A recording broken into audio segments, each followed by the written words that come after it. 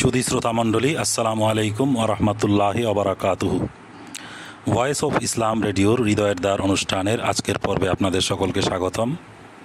আজকের পর্বে আমরা একটি গুরুত্বপূর্ণ বিষয় নিয়ে আলোচনা করব। সেটি হচ্ছে যে আমরা কিভাবে আল্লাহ তাআলার সাথে সম্পর্ক স্থাপন করতে পারি, আল্লাহ তাআলার সাথে সম্পর্ক স্থাপনের কি কি উপায় বা মাধ্যম রয়েছে।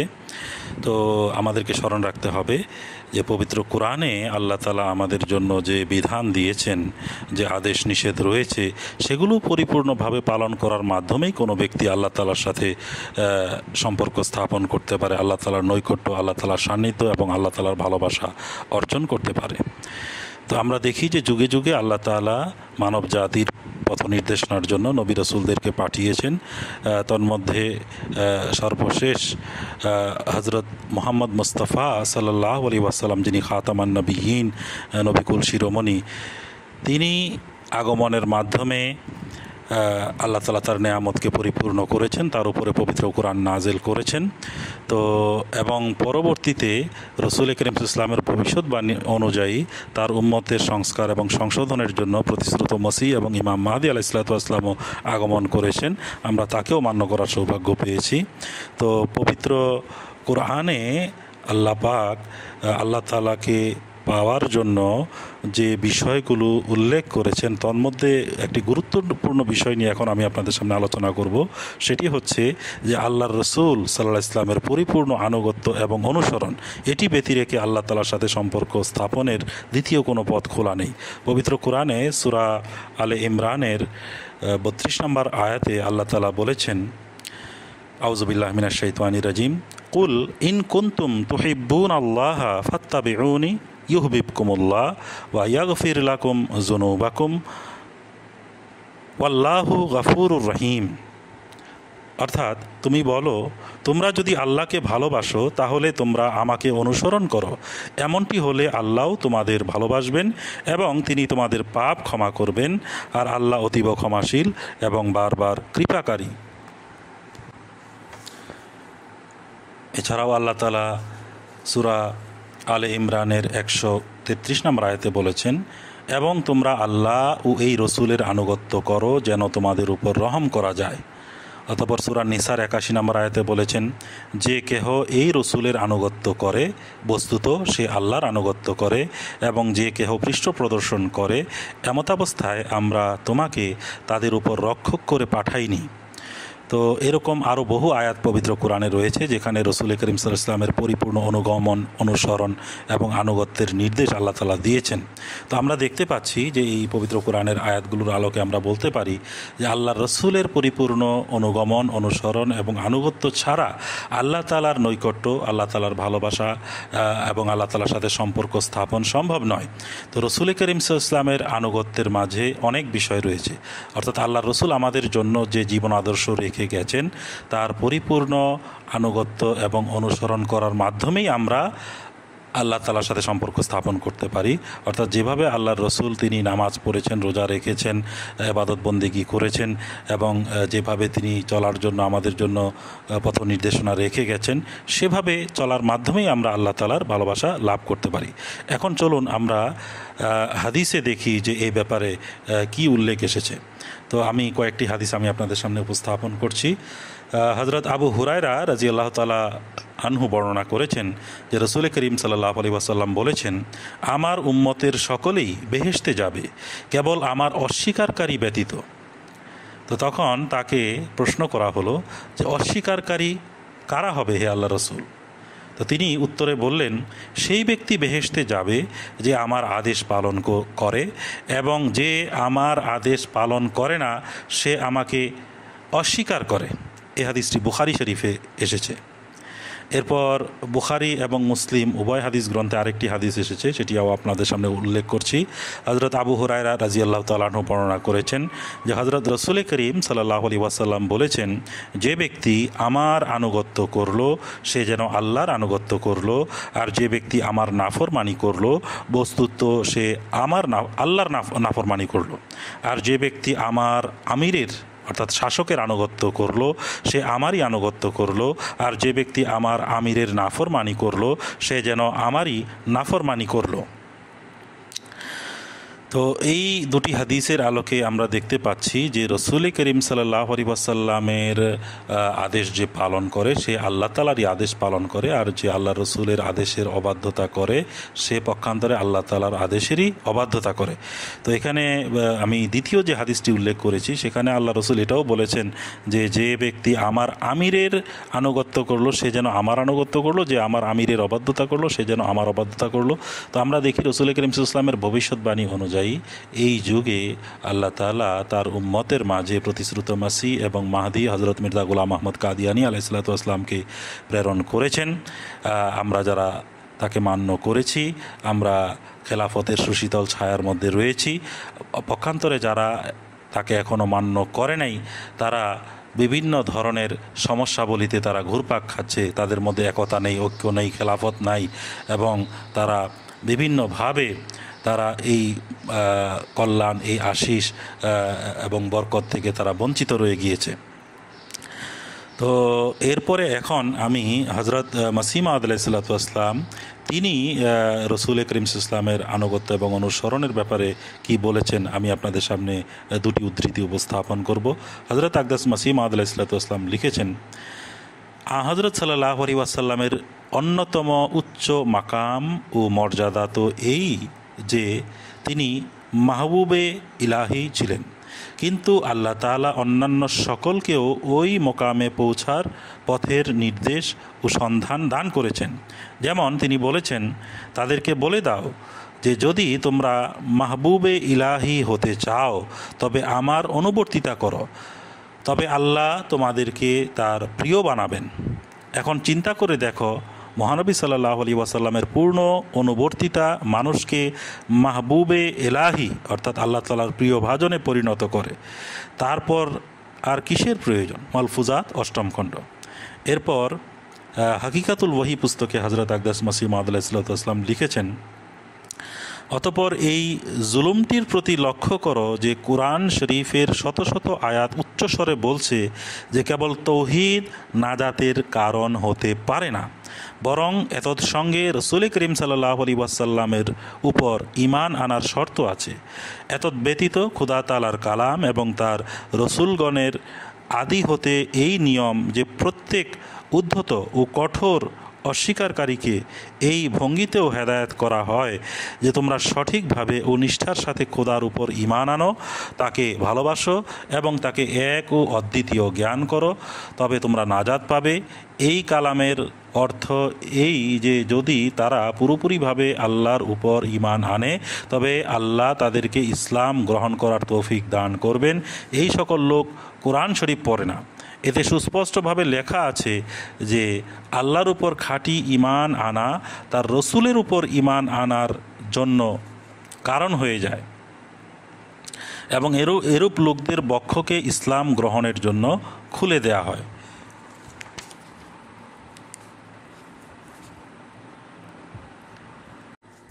শুধু দর্শক মণ্ডলী, আল্লাহ তাআলার নৈকট্য, সান্নিধ্য এবং আল্লাহ তাআলার সাথে সম্পর্ক স্থাপনের আরেকটি বড় মাধ্যম হচ্ছে পবিত্র কোরআন পাঠ।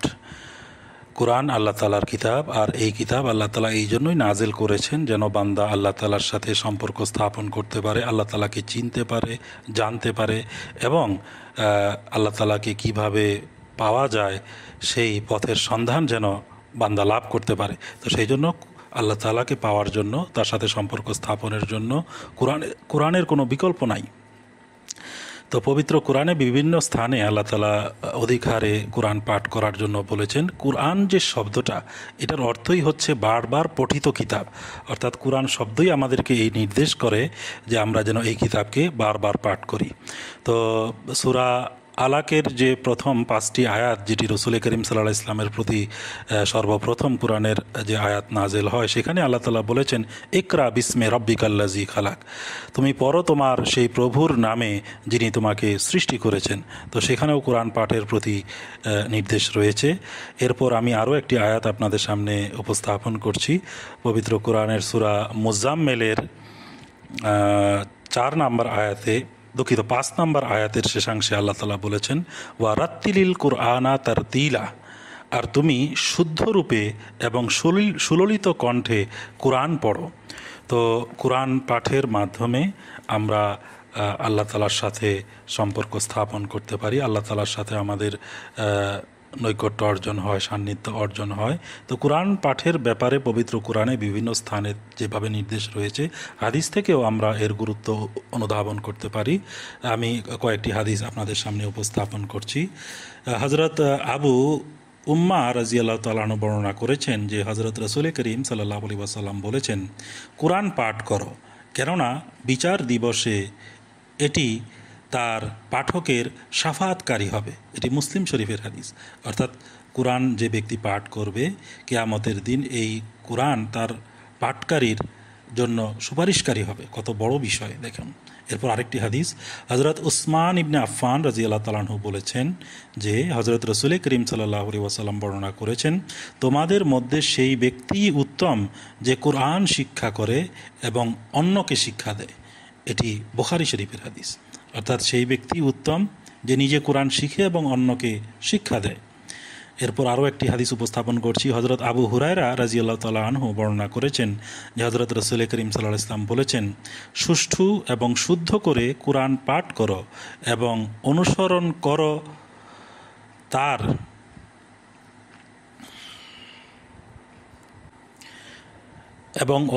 করো তার গারায়েব, এবং গারায়েব হলো ফারায়েজ এবং হদুদ। এটি বাইহাকি শরীফের হাদিস।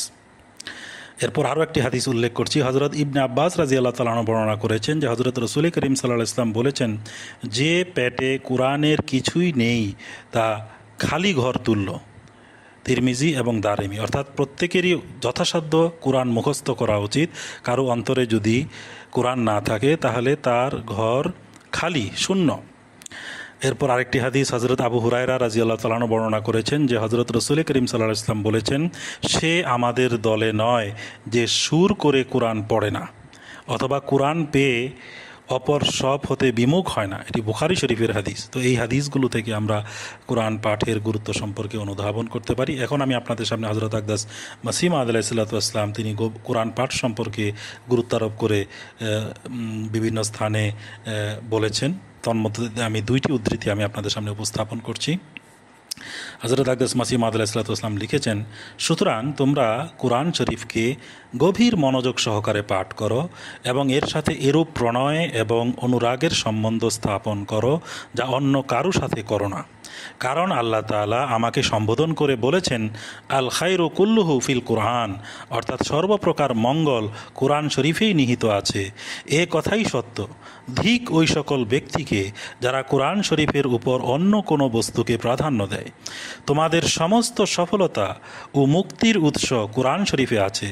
তোমাদের এরূপ কোনো ধর্ম সম্বন্ধীয় প্রয়োজনীয় বিষয় নেই যা কোরআন শরীফে নেই। এটি কিশতিয়া নূহ পুস্তকে তিনি বলেছেন। অতঃপর আরেকটি উদ্ধৃতিও আমি পাঠ করছি। এখন সকল পুস্তক বাদ দিয়ে শুধু কিতাবুল্লাহ অর্থাৎ কোরআন পাক পাঠ করো। বড়ই বেঈমান সেই ব্যক্তি যে কোরআন করিমের দিকে মনোনিবেশ করে না এবং শুধু অপরাপর গ্রন্থ এবং পুস্তকাবলীর উপরই রাত দিন ঝুঁকে থাকে। আল হাকাম 4th খণ্ড 17 অক্টোবর 1900 সাল। তো আল্লাহ তাআলার সাথে সম্বন্ধ স্থাপনের জন্য পবিত্র কোরআন আমাদের অধিক হারে পাঠ করতে হবে এবং এর মর্ম এবং তত্ত্ব বোঝার জন্য চেষ্টা করতে হবে। আল্লাহ তাআলা আমাদেরকে তৌফিক দান করুন। শুধু দর্শক মণ্ডলী, আল্লাহ তাআলার সাথে সম্পর্ক স্থাপনের আরেকটি গুরুত্বপূর্ণ মাধ্যম হচ্ছে সালাত অর্থাৎ নামাজ। আমরা জানি যে পবিত্র কোরআনে আল্লাহ তাআলা বলেছেন, ওয়ামা খালাকতুল জিন্না ওয়াল ইনসা ইল্লা লিয়াবুদুন, আমি জিন এবং মানুষকে কেবল আমার ইবাদতের উদ্দেশ্যে সৃষ্টি করেছি। তো আল্লাহর ইবাদতের মধ্যে অন্যতম হচ্ছে গুরুত্বপূর্ণ হচ্ছে নামাজ। নামাজের মাধ্যমে বান্দা আল্লাহ তাআলার সবচেয়ে নৈকট্য এবং সান্নিধ্য লাভ করতে পারে। তো নামাজের ব্যাপারে পবিত্র কোরআনে 82 স্থানে তাগাদা রয়েছে। তো এতবার আল্লাহ তাআলা যে তাগাদা দিয়েছেন নামাজের ব্যাপারে, এর মাধ্যমেই নামাজের গুরুত্ব সম্পর্কে আমরা অনুধাবন করতে পারি। নামাজের মাধ্যমে বান্দা আল্লাহ তাআলার নৈকট্য এবং সান্নিধ্য অর্জন করতে পারে। তো পবিত্র কোরআন থেকে আমি একটি আয়াত আপনাদের সামনে উপস্থাপন করছি যেখানে নামাজের গুরুত্ব সম্পর্কে বর্ণিত হয়েছে। সূরা আল আনকাবুতের 46 নম্বর আয়াতে আল্লাহ তাআলা বলেছেন, উতলু মা উহিয়া ইলাইকা মিনাল কিতাবে ওয়া আকিমিস সালাত ইন্নাস সালাতা তানহা আনিল ফাহশাই ওয়াল মুনকার ওয়ালা জিক্রুল্লাহি আকবার ওয়াল্লাহু ইয়ালামু মা তাসনাউন। অর্থ, এই কিতাবের যা তোমার প্রতি ওহী করা হয় তা তুমি পড়ে শোনাও এবং নামাজ কায়েম করো। নিশ্চয়ই নামাজ মানুষকে অশ্লীলতা ও মন্দ কাজ থেকে বিরত রাখে, আর নিশ্চয়ই আল্লাহর জিকর হচ্ছে সবচেয়ে বড়, আর তোমরা যা করো আল্লাহ তাআলা তা জানেন। নামাজের ব্যাপারে এরকম আরও অনেক সুন্দর সুন্দর পবিত্র কোরআনে আয়াত রয়েছে, যেগুলোর মাধ্যমে নামাজের গুরুত্ব আমরা উপলব্ধি করতে পারি। সময় স্বল্পতার কারণে একটি আয়াতই উপস্থাপন করলাম। তো নামাজের ব্যাপারে পবিত্র হাদিসেও এর গুরুত্ব এবং তাৎপর্য বিস্তারিতভাবে উল্লেখ এসেছে। একটি হাদিস আমি আপনাদের সামনে উপস্থাপন করছি। রসুল করিম সাল্লাল্লাহু আলাইহি ওয়াসাল্লাম বর্ণিত একটি হাদিস, হজরত কুতাইবা ইবনে সাঈদ রাজিয়াল্লাহু তাআলা আনহু, হজরত আবু হুরায়রা রাজিয়াল্লাহু তাআলা আনহু থেকে বর্ণিত। হজরত রসুল করিম সাল্লাল্লাহু আলাইহি ওয়াসাল্লাম বলেছেন, বর্ণনাকারী বলেন, বকরের হাদিসে আছে যে তিনি রসুলুল্লাহ সাল্লাল্লাহু আলাইহি ওয়াসাল্লামকে বলতে শুনেছেন, বলো তো, তোমাদের মধ্যে কারো দরজার সামনে যদি একটি নদী থাকে আর সে যদি তাতে দৈনিক 5 বার গোসল করে, তবে তার শরীরে কি কোনো প্রকার ময়লা থাকতে পারে? তারা বললেন, কোনো ময়লাই থাকতে পারে না। রসুলুল্লাহ সাল্লাল্লাহু আলাইহি ওয়াসাল্লাম বললেন, 5 ওয়াক্ত নামাজের দৃষ্টান্ত ওইরূপ। আল্লাহ তাআলা সালাত দ্বারা পাপ মোচন করেন। এটি মুসলিম শরীফের হাদিস।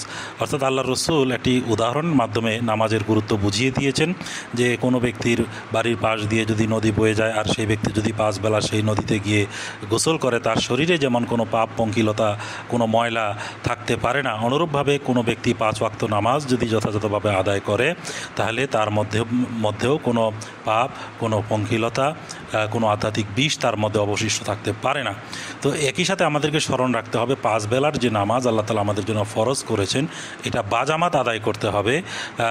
এবং মসজিদ যদি একটু দূরেও হয়, পায়ে হেঁটে বা কোনো বাহনে চড়ে গিয়ে হলেও, কষ্ট স্বীকার করে হলেও, উত্তমরূপে অজু করে মসজিদে গিয়ে আমাদেরকে বাজামাত নামাজ আদায় করতে হবে। এটার মাধ্যমে আল্লাহ তাআলার নৈকট্য এবং সান্নিধ্য লাভ করা সম্ভব। ফরজ নামাজের পাশাপাশি আমাদেরকে সুন্নত এবং নফল, বিশেষভাবে নফল নামাজের প্রতি বিশেষভাবে যত্নবান হতে হবে। তাহাজ্জুদ নামাজ বিশেষভাবে, এই নামাজের মাধ্যমে বান্দার সাথে আল্লাহ তাআলার গভীর সম্পর্ক স্থাপিত হয়। পবিত্র কোরআনে বিভিন্ন স্থানে আল্লাহ তাআলা তাহাজ্জুদ নামাজের গুরুত্ব বর্ণনা করেছেন। রসুল করিম সাল্লাল্লাহু আলাইহি ওয়াসাল্লাম তিনি সারা জীবনই এই তাহাজ্জুদ নামাজ পড়েছেন। তো আমি পবিত্র কোরআন থেকে একটি আয়াত আপনাদের সামনে উপস্থাপন করছি। সূরা বনী ইসরাঈলের 80 নম্বর আয়াতে আল্লাহ তাআলা বলেছেন, ওয়া মিনাল লাইলি ফাতাহাজ্জাদ বিহি নাফিলাতাল্লাক আসা আইয়াব আসাকা রব্বুকা মাকামাম মাহমুদা। অর্থাৎ, আর রাতের এক অংশেও এ কোরআন পাঠের মাধ্যমে তুমি তাহাজ্জুদ পড়ো, এটা হবে তোমার জন্য নফল, অর্থাৎ অতিরিক্ত অনুগ্রহ স্বরূপ। আশা করা যায় তোমার প্রভু প্রতিপালক তোমাকে এক বিশেষ প্রশংসনীয় মর্যাদায় অধিষ্ঠিত করবেন। তাহাজ্জুদ নামাজের ব্যাপারে পবিত্র হাদিসেও অনেক তাকাদা এসেছে। তো আমি আপনাদের সামনে একটি হাদিস উপস্থাপন করছি। হযরত আবদুল্লাহ ইবনে সালাম রাদিয়াল্লাহু তাআলা বর্ণনা করেছেন যে তিনি হযরত রসুল করিম সাল্লাল্লাহু আলাইহি ওয়াসাল্লামকে বলতে শুনেছেন, হে লোক সকল, শান্তির দ্বারা সম্ভাষণ বৃদ্ধি করো, আত্মীয়তার বন্ধন দৃঢ় করো, এবং যখন অন্যরা নিদ্রা যায় তখন নামাজ পড়ো, তবে তোমরা জান্নাতে দাখিল হবে। এটি তিরমিজি শরীফের হাদিস। অতঃপর আরেকটি হাদিসও আপনাদের সামনে রাখছি। হযরত আবু হুরায়রা রাদিয়াল্লাহু তাআলা আনহু বর্ণনা করেছেন যে হযরত রসুল করিম সাল্লাল্লাহু আলাইহি ওয়াসাল্লাম বলেছেন, আল্লাহ সেই ব্যক্তির উপর দয়া প্রদর্শন করবেন যে গভীর রাত্রে নফল নামাজের অর্থাৎ তাহাজ্জুদের জন্য ওঠে এবং একই কাজের জন্য তার স্ত্রীকেও জাগায়। যদি স্ত্রী গড়িমসি করে তবে তাকে জাগাবার জন্য তার মুখে পানি ছিটিয়ে দেয়, এবং আল্লাহ ওই স্ত্রীলোকের উপর দয়া প্রদর্শন করবেন যে গভীর রাত্রের নফল নামাজের জন্য জাগে এবং তার স্বামীকেও একই কারণের জন্য জাগায়, এবং স্বামী যদি গড়িমসি করে তবে তাকে জাগানোর জন্য মুখে পানি ছিটিয়ে দেয়। এটি আবু দাউদ শরীফের হাদিস। তাহাজ্জুদ নামাজের গুরুত্ব সম্পর্কে হযরত আকদাস মাসিহ মাউদ আলাইহিসসালাতু ওয়াসসালাম এক স্থানে বলেন যে সারাটা জীবন যদি পার্থিব কাজেই কেটে গেল, তবে পরকালের জন্য কী সঞ্চয় করলে? তাহাজ্জুদ নামাজে অবশ্যই ওঠো এবং উৎসাহ উদ্দীপনার সাথে তা আদায় করো। মালফুজাত, প্রথম খণ্ড। এখন আমি আপনাদের সামনে হযরত আকদাস মাসিহ মাউদ আলাইহিসসালাতু ওয়াসসালামের লেখনী থেকে নামাজের গুরুত্ব সম্পর্কে একটি উদ্ধৃতি উপস্থাপন করছি। তিনি আলাইহিস সালাম এক স্থানে বলেছেন, মোট কথা সেই অন্তঃকরণ যা পাপে পরিপূর্ণ এবং আল্লাহর তত্ত্বজ্ঞান ও নৈকট্য হতে দূরে পড়ে আছে তাকে পবিত্র করায় এবং দূর হতে নিকটে আনার জন্যই নামাজ দ্বারা পাপের দূরীকরণ হয় ও অশুভ মনোবৃত্তিগুলির স্থলে শুভ ও পবিত্র মনোবৃত্তিসমূহ দ্বারা হৃদয়কে পরিপূর্ণ করা হয়। এই গুরুতত্ত্বই কোরআনের আয়াতে বলা হয়েছে যে নামাজ সর্বপ্রকার পাপকে দূর করে, বা নামাজ ফাহশা অর্থাৎ ব্যক্তিগত ত্রুটি এবং মুনকার অর্থাৎ সমাজগত দোষণীয় বিষয় হতে বিরত রাখে। মলফুজাত প্রথম খণ্ড। তো আমাদেরকে স্মরণ রাখতে হবে যে আমরা নিজেরা যেমন নামাজ পড়ব, একই সাথে আমাদের পরিবারবর্গকেও নামাজের জন্য তাগাদা দিতে হবে। পবিত্র কোরআনে আল্লাহ তাআলা বলেছেন, ওয়া আমুর আহলাকা বিসসালাতে ওয়াস্তাবির আলাইহা, অর্থাৎ তুমি তোমার পরিবারবর্গকেও নামাজের আদেশ করো এবং নিজেও এটার উপরে ধৈর্য সহকারে প্রতিষ্ঠিত হয়ে যাও।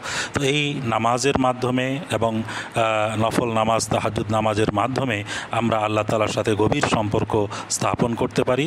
এখানে বিস্তারিত বলার সুযোগ নেই। তো আল্লাহ তাআলা আমাদেরকে এই নামাজের মাধ্যমে আল্লাহ তাআলার সাথে গভীর সম্পর্ক স্থাপনের সৌভাগ্য দিন। শুধু দর্শক মণ্ডলী, আল্লাহ তাআলার সাথে সম্পর্ক স্থাপনের, আল্লাহ তাআলার নৈকট্য এবং সান্নিধ্য অর্জনের আরেকটি গুরুত্বপূর্ণ মাধ্যম হলো দোয়া, জিকির এবং ইস্তেগফার। একজন মোমেন বান্দা কখনোই আল্লাহ তাআলার স্মরণ থেকে বিচ্ছিন্ন থাকে না, সর্বদাই সে আল্লাহ তাআলাকে স্মরণ করে থাকে। তো আল্লাহ তাআলা বান্দার দোয়া শুনে থাকেন। পবিত্র কোরআনে বিভিন্ন স্থানে আল্লাহ তাআলা বলেছেন বান্দা যেন আল্লাহ তাআলার কাছে প্রার্থনা করে, দোয়া করে, এবং আল্লাহ তাআলা তার বান্দার দোয়া কবুল করে থাকেন। এই দোয়া এবং প্রার্থনার মাধ্যমে বান্দা আল্লাহ তাআলার সান্নিধ্য, আল্লাহ তাআলার ভালোবাসা, আল্লাহ তাআলার নৈকট্য অর্জন করতে পারে। তো পবিত্র কোরআন থেকে একটি আয়াত আমি আপনাদের সামনে উপস্থাপন করছি।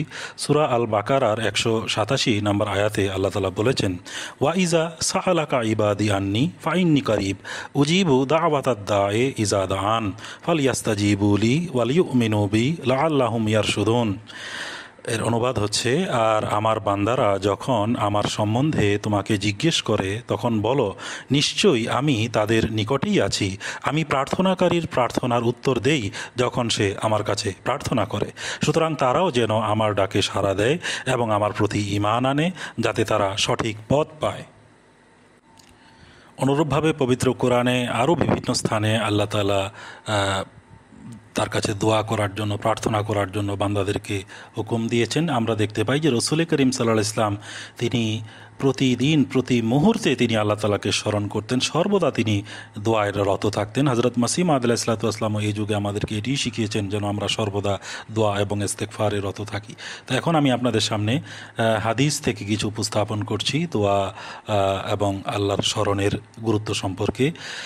প্রথমে যে হাদিসটি উপস্থাপন করছি, হযরত সালমান ফার্সি রাদিয়াল্লাহু তাআলা আনহু বর্ণনা করেছেন যে হযরত রাসূল করিম সাল্লাল্লাহু আলাইহি ওয়াসাল্লাম বলেছেন, আমাদের প্রভু জীবিত ও দানশীল। তিনি এমন ব্যক্তিকে খালি হাতে ফেরত পাঠাতে লজ্জাবোধ করেন যে তার কাছে দুহাত তুলে কিছু চায়। এটি বুখারী শরীফের হাদিস।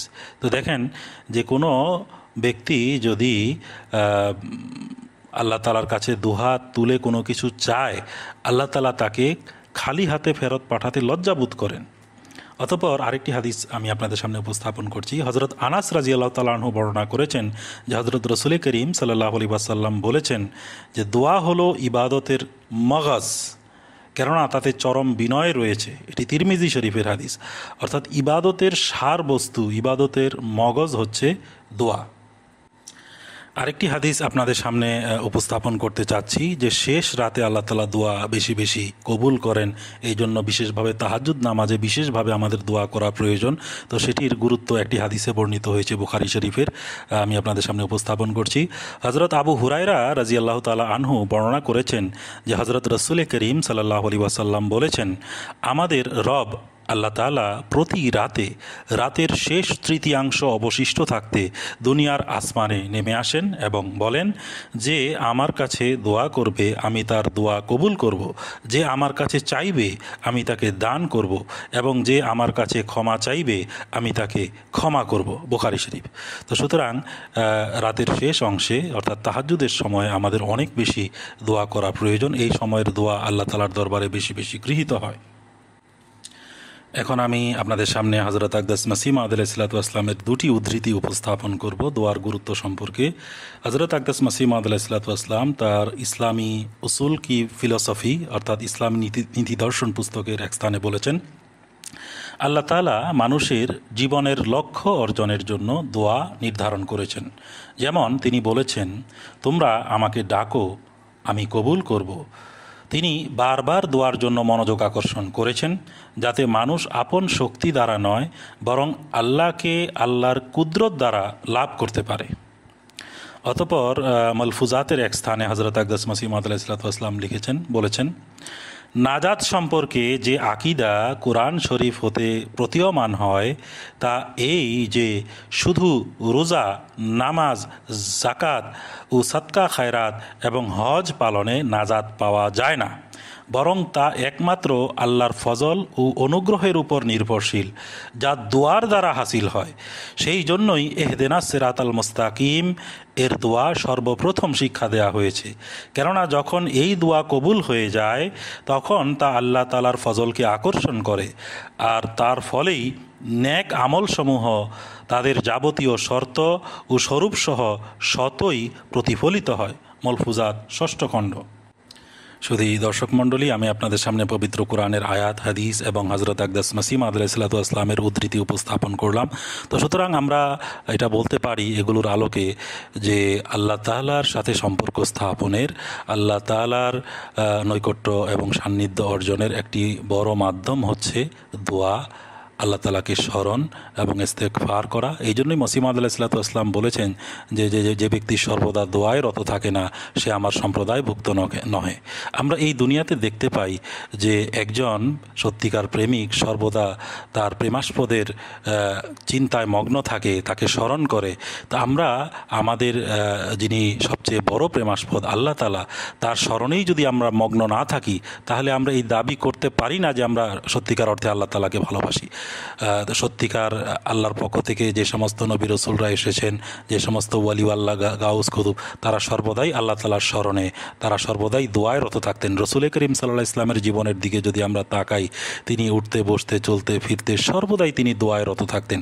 ঘর থেকে বের হওয়ার দোয়া রয়েছে, ঘরে প্রবেশের দোয়া রয়েছে, আয়না দেখার দোয়া রয়েছে, নতুন কাপড় পরিধান করে নতুন চাঁদ দেখে দোয়া রয়েছে, বাজারে প্রবেশের দোয়া রয়েছে, টয়লেটে প্রবেশের দোয়া রয়েছে। অর্থাৎ আল্লাহ রসুল প্রত্যেকটা সময়, প্রত্যেকটা মুহূর্ত তিনি আল্লাহ তাআলার স্মরণে তিনি অতিক্রম করতেন।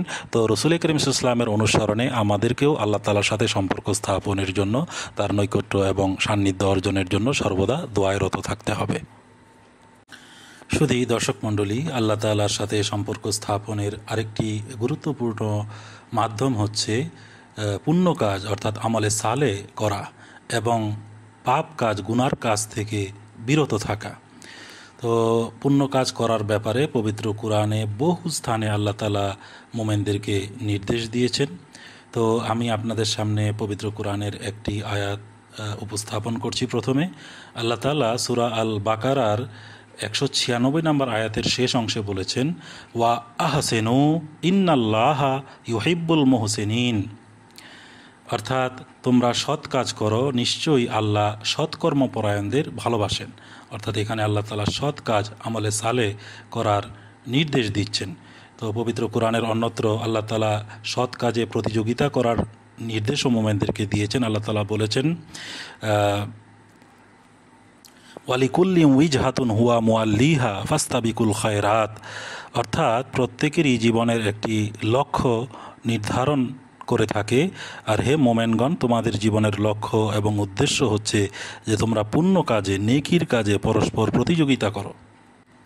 এখন আমি পুণ্য কাজ সম্পর্কে দু একটি হাদিস আপনাদের সামনে উপস্থাপন করছি। পুণ্য কাজ কি এই সম্পর্কে একটি হাদিস রয়েছে। হযরত ওয়াবিসা ইবনে মাবুদ রাদিয়াল্লাহু তাআলা আনহু বর্ণনা করেছেন যে আমি রসুল করিম সাল্লাল্লাহু আলাইহি ওয়াসাল্লামের নিকট গেলে তিনি আমাকে জিজ্ঞেস করলেন, তুমি কি পুণ্য সম্পর্কে জিজ্ঞাসা করতে এসেছো? আমি বললাম হ্যাঁ। তিনি সাল্লাল্লাহু আলাইহি ওয়াসাল্লাম বললেন, তোমার অন্তরকে জিজ্ঞাসা করো। পুণ্য কাজ তাই যা করলে তোমার আত্মা তৃপ্ত হয় এবং হৃদয় প্রশান্তি লাভ করে, এবং পাপ তাই যা মনকে বিচলিত করে এবং অন্তরকে ব্যথিত করে। এটি বুখারী শরীফের হাদিস। তো আমরা জানি যে পবিত্র কোরআনে আল্লাহ তাআলা আমাদেরকে জানিয়ে দিয়েছেন কোন কোন কাজগুলো পুণ্য কাজ, কোন কোন কাজগুলো পাপ কাজ। এরপরেও যদি আমাদের কাছে সুস্পষ্ট কোনো দলিল প্রমাণ কোনো কাজের ব্যাপারে আমাদের সামনে না থাকে বা আমাদের স্মরণে না থাকে, আমাদের অন্তরকেও যদি আমরা জিজ্ঞেস করি যে এই কাজটি পুণ্য কাজ না পাপ কাজ, আমাদের অন্তরও সাক্ষ্য দিবে। যদি আমাদের অন্তর তাতে তৃপ্তি লাভ করে, প্রশান্তি লাভ করে, বুঝতে হবে যে এটা পুণ্য কাজ। আর যেই কাজ করলে আমাদের মনে দ্বিধাদ্বন্দ্ব সৃষ্টি হয়, খটকা সৃষ্টি হয়, সেই কাজগুলো গুনাহের কাজ। এরপর পুণ্য কাজ দৃঢ় অবিচল থাকা, নিয়মিত করার ব্যাপারে একটি হাদিস রয়েছে, এটিও আমাদের স্মরণ রাখা প্রয়োজন। হজরত আয়েশা রাজিয়াল্লাহু তাআলা আনহা বর্ণনা করেছেন যে হজরত রসুল করিম সাল্লাল্লাহু আলাইহি ওয়াসাল্লামকে প্রশ্ন করা হলো, কোন কাজ আল্লাহর নিকট সবচেয়ে পছন্দনীয়? তিনি সাল্লাল্লাহু আলাইহি ওয়াসাল্লাম বললেন, যে কাজ সার্বক্ষণিক ও নিয়মিত করা হয়, যদি তা পরিমাণে কমও হয়। তিনি আরও বললেন, তোমার সাধ্যের অতিরিক্ত কাজ নিজের উপর টেনে নিও না। এই হাদিসটি বুখারী শরীফে এসেছে।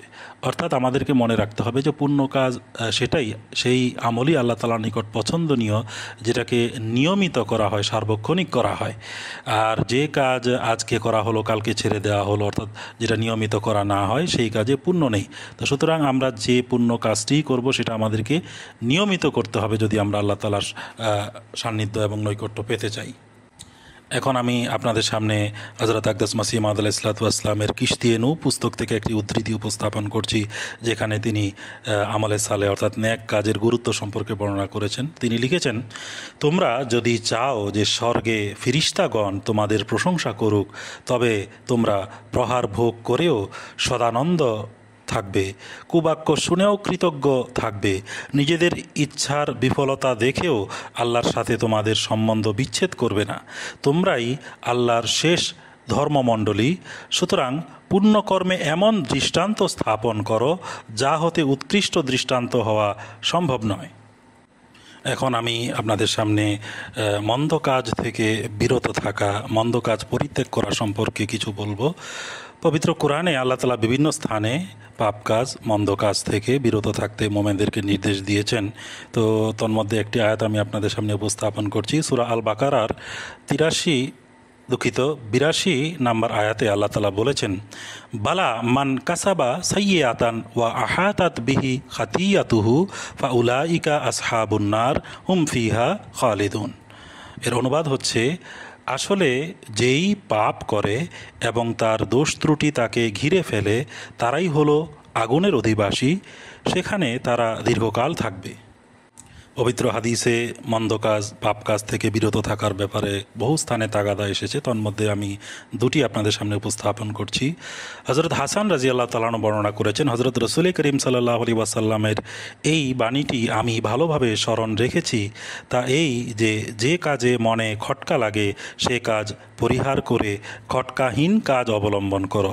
সত্য ও শুদ্ধের ক্ষেত্রে দ্বিধার সৃষ্টি হয় না, মিথ্যা এবং অশুদ্ধের ক্ষেত্রেই দ্বিধার সৃষ্টি হয়।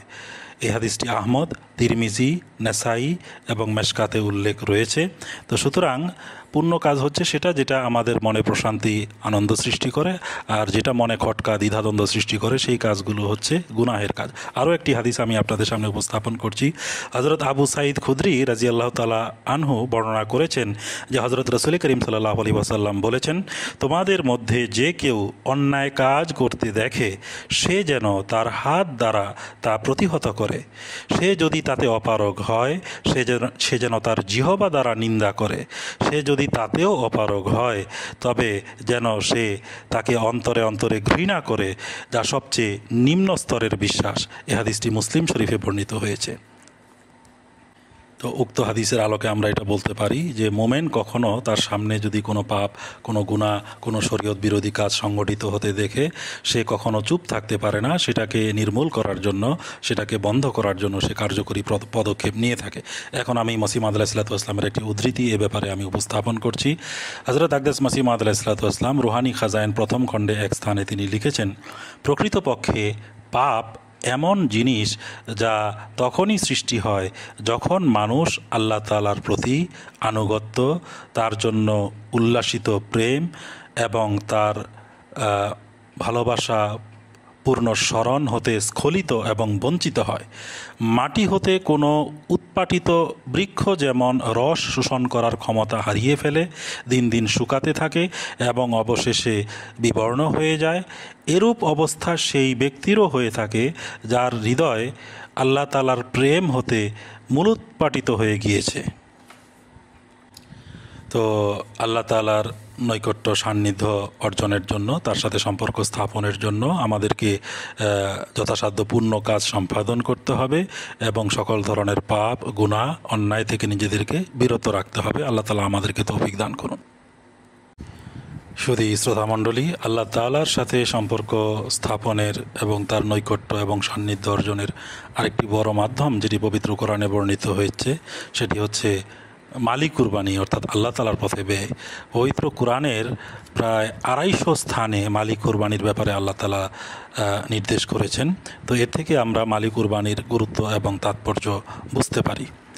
তো প্রকৃতপক্ষে মালি কুরবানির মাধ্যমে বান্দা যে সত্যিকার অর্থে আল্লাহ তাআলাকে ভালোবাসে এবং তার জন্য তার প্রিয়তর সম্পদ থেকে সে ব্যয় করতে পারে, এটার প্রমাণ সে রাখে। এই জন্যই পবিত্র কোরআনে আল্লাহ তাআলা বলেছেন যে লান তানালুল বিররা হাত্তা তুনফিকু মিম্মা তুহিব্বুন, যে ততক্ষণ পর্যন্ত তোমরা কোনো নেকি অর্জন করতে পারো না যতক্ষণ না তোমরা তোমাদের প্রিয় সম্পদ থেকে ব্যয় করো।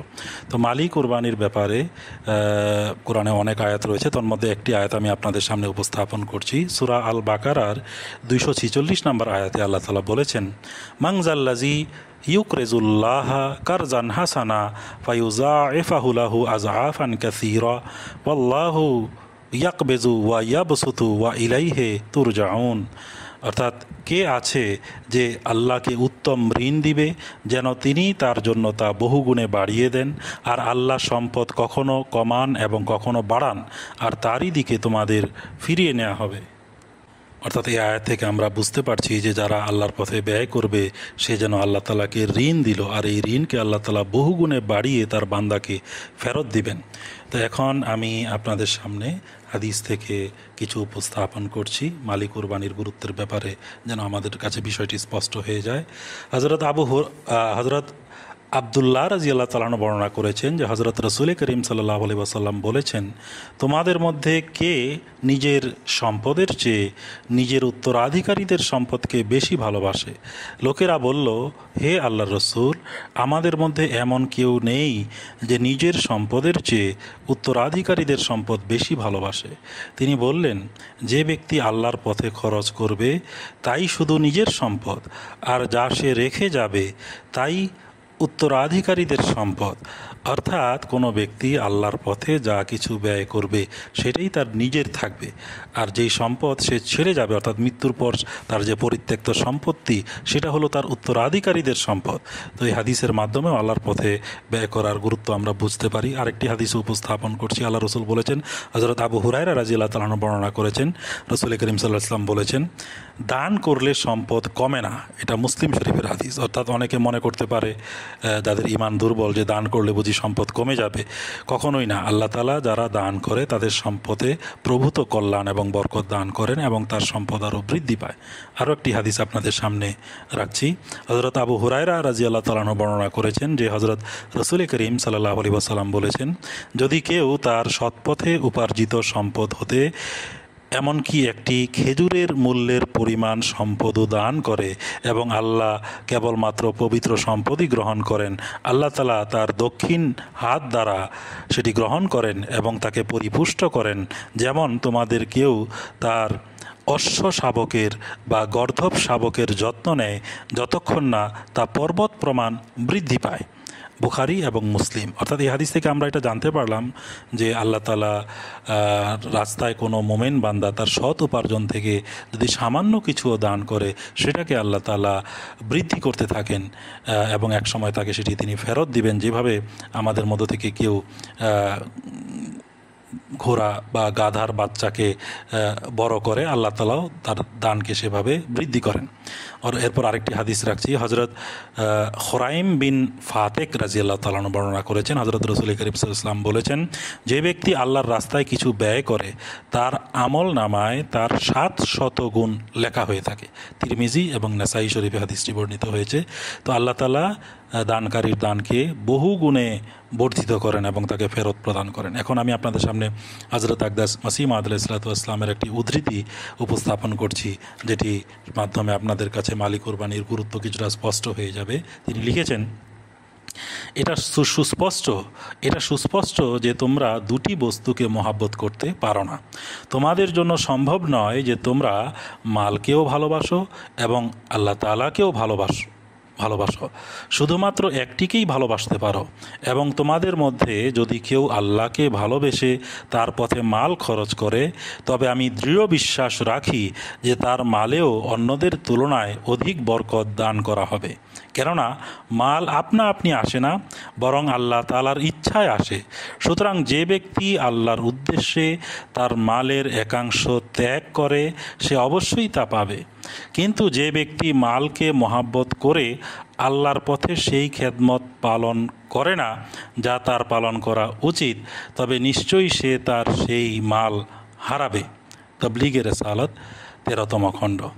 তো আমরা দেখতে পাচ্ছি যে পবিত্র কোরআন, হাদিস এবং মসিহ মাউদ আলাইহিস সালামের এই উদ্ধৃতির আলোকে আমরা বলতে পারি যে আল্লাহ তাআলার নৈকট্য, আল্লাহ তাআলার সান্নিধ্য অর্জনের জন্য, আল্লাহ তাআলার সাথে গভীর সম্পর্ক স্থাপনের জন্য তার পথে ব্যয় করা, মালি কোরবানি করা, এটা একটি খুব গুরুত্বপূর্ণ মাধ্যম, গুরুত্বপূর্ণ উপায়। এই মাধ্যমে আমরা আল্লাহ তাআলার নৈকট্য অর্জন করতে পারি এবং আল্লাহ তাআলা তার পথে যারা ব্যয় করে তাদেরকে ভালোবাসেন, তাদের দানকে আল্লাহ তাআলা বৃদ্ধি করেন।